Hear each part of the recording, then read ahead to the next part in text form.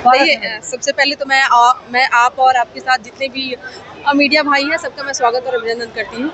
कोई मजबूरी नहीं है, हम लोग ये कार्यक्रम 8 जून से शुरू किए थे और आरा के शाहाबाद की धरती से हम लोगों ने ये कार्यक्रम की शुरुआत की थी और नव संकल्प महासभा के नाम से जो हमारा ये कार्यक्रम चल रहा है, ये प्रमंडलीय स्तर पर कार्यक्रम चल रहा था। संयोगवश हमारे प्रधानमंत्री जी का आगमन यहाँ हुआ और यहाँ पूर्णिया के क्षेत्र में काफ़ी ज़्यादा वो परियोजनाओं को लेकर के आए और इससे जी एयरपोर्ट का भी यहाँ पे शिलान्यास किया गया। तो प्रधानमंत्री जी का मैं तहे दिल से स्वागत और अभिनंदन करती हूँ और उनका तहे दिल से धन्यवाद करती हूँ।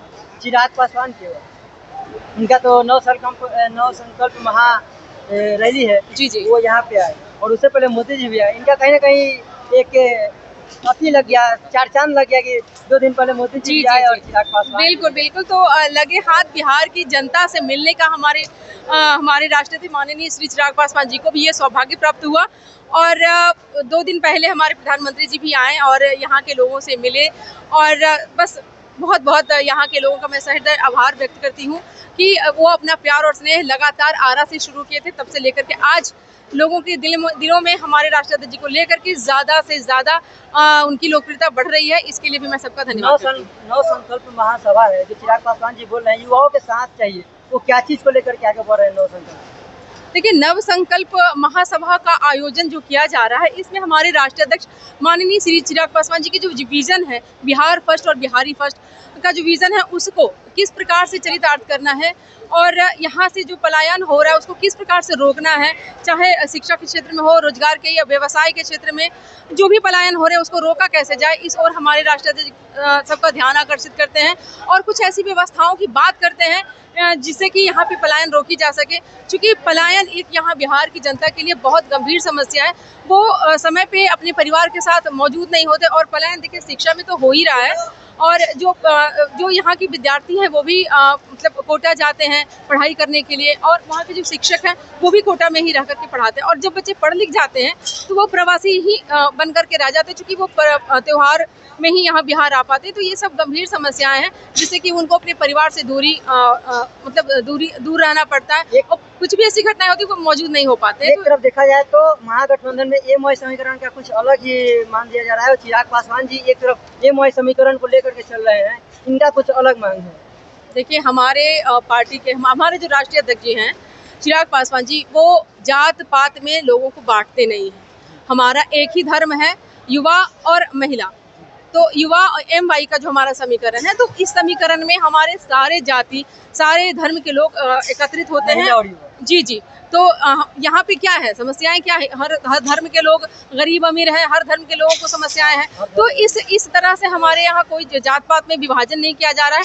हमारे नेता सभी के नेता हैं, सब धर्म के नेता हैं और इसलिए सारे धर्म के लोग सारे जाति के लोग हमारे नेता को प्यार और आशीर्वाद देते हैं। अच्छा बताइए, पप्पू यादव एनडीए में शामिल होने वाले हैं क्या? पप्पू यादव जी देखिए, ये उनका व्यक्तिगत निर्णय होगा कि वो हमारी पार्टी में हमारे एनडीए गठबंधन में शरीक होना चाहते हैं या नहीं होना चाहते, ये उनका निजी मामला हो सकता है।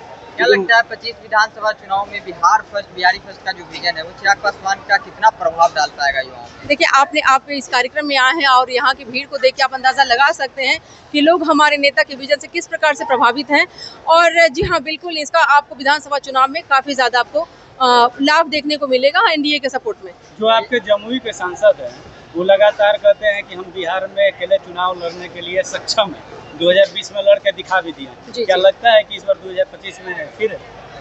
देखिए, ऐसी कोई संभावनाएं तो हो नहीं रही है। देखिए, हम लोग बस उस दौरान ऐसी परिस्थितियां बनी थी कि इस तरह से चुनाव लड़ा गया था। 137 सीटों पे चुनाव लड़ा गया था। हम लोगों ने बीजेपी की सीटों को छोड़ करके ही चुनाव लड़े थे, ऐसी कोई बात नहीं है। सीटों पे लड़े थे चिराग पासवान जी, इस बार क्या है? हम लोग गठबंधन के साथ हैं और हम से कितना सीट मांग कर रहे हैं आप लोग? देखिए, हम लोग लोकसभा चुनाव में अपना 100% स्ट्राइक रेट डाले थे और इस वजह से हमें उम्मीद है कि हमारी पार्टी को हमारी पार्टी के साथ न्यायोचित तरीके से सीटों का विभाजन करेंगे, ये मुझे पूरा भरोसा है और हम लोग फिर से अपनी सरकार बनाने में अपना हमारी पार्टी का सहयोग रहेगा। चलिए, क्या लगता है सोनम पासवान जी, क्या उम्मीद है कि चिराग पासवान जी को सीएम फेस बनानी चाहिए?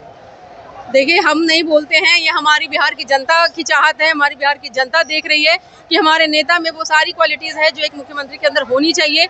और बिल्कुल यहाँ की जनता के साथ अगर वो चाहती है, अगर इस प्रकार की चीज़ें अगर होती है तो हम और हमारी मतलब हमारी बिहार की महिलाएं, युवा सब बहुत ज़्यादा खुश होंगे, क्योंकि बिहार को एक युवा नेता की आवश्यकता है, एक युवा मुख्यमंत्री की आवश्यकता है। चलिए, जाते थे क्या बोलेगा लास्ट में चिराग पासवान को लेकर के? बिहार में काफ़ी दौरा कर रहे हैं, बिहारियों को बिहार फर्स्ट के नारा लगा रहे हैं।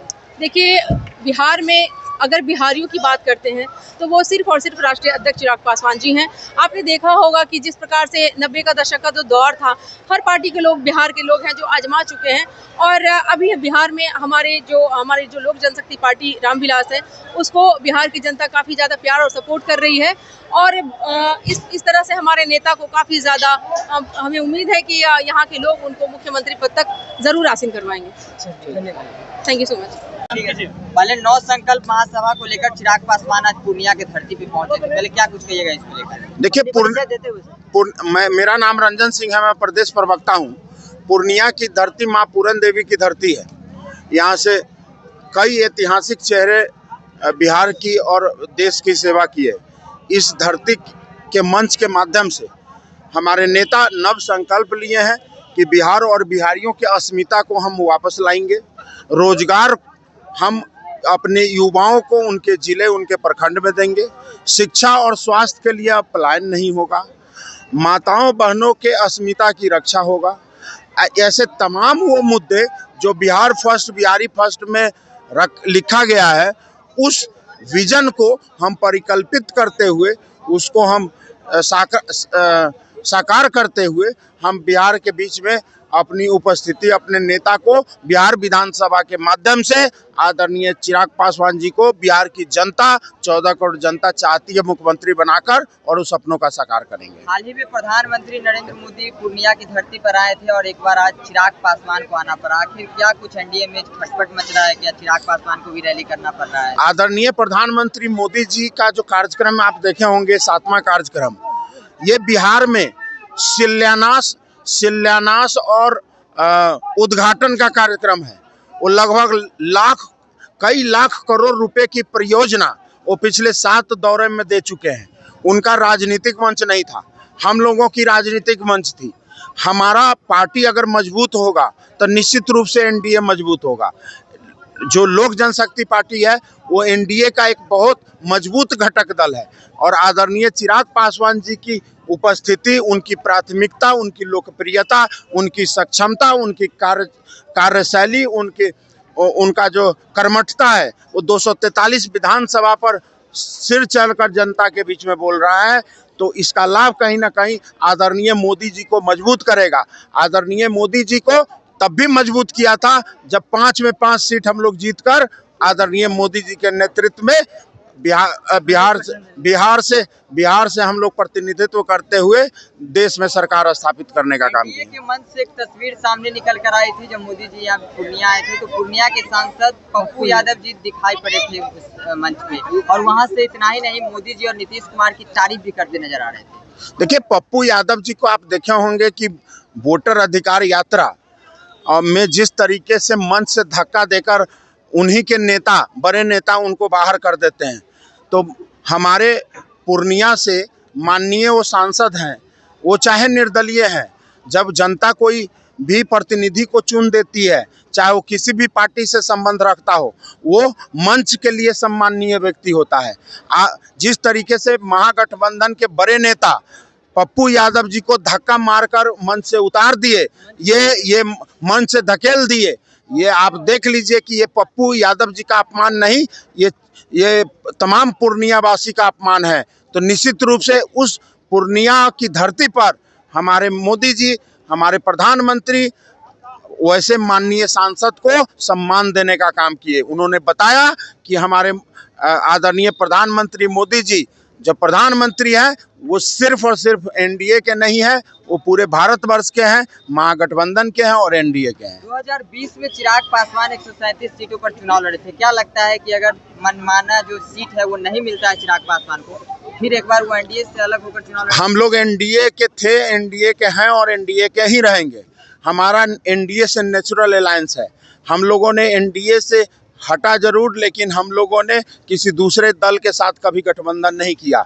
2020 में राजनीतिक परिस्थिति ऐसी थी जिसमें बिहार फर्स्ट, बिहारी फर्स्ट के विजन को जमीन पर उतारने के लिए, सरकारी एजेंडा बनाने में हमें सम्मान जब नहीं मिल रहा था, तो उस समय हम लोगों ने अलग हट के चुनाव लड़ने का फैसला किया था। लेकिन आज जिस तरीके से बिहार फर्स्ट और बिहारी फर्स्ट को सम्मान मिल रहा है सरकार में, उसका एग्जाम्पल अगर आप लोगों को देखना हो तो आप देख लीजिए कि युवा आयोग का गठन हुआ, माँ सीता का मंदिर का, भव्य मंदिर का शिलान्यास होना, चाहे आप 1100 रुपये बुजुर्गों का पेंशन या 125 यूनिट बिजली, ये सारे विजन डॉक्यूमेंट में है।